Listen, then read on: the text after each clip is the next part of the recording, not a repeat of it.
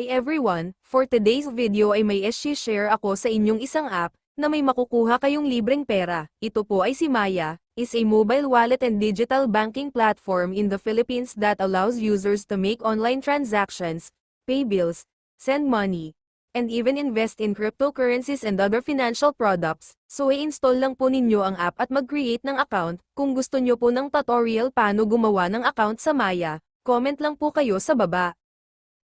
So click po natin to.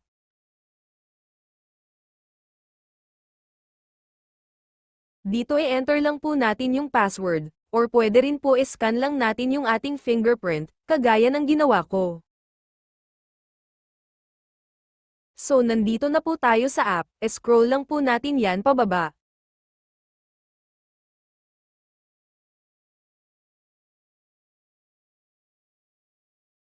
At hanapin ang vouchers, e-click po natin iyan, at ayan meron po tayong 10 peso na voucher. E-click po natin iyan, at e-claim.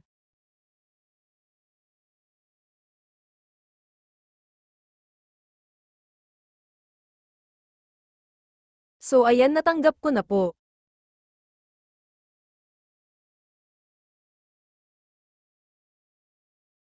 E-back po natin iyan. Dito sa claimed, makikita ninyo na marami na po akong na-receive na vouchers dito sa Maya. Ito pong voucher ay minsan sa isang buwan lang po tayo makakatanggap, hintayin lang po natin na mag-message sa atin si Maya, na may voucher tayong matatanggap. Kanina meron lamang tayong 3.50 peso, pero ngayon naging 13.50 na po siya.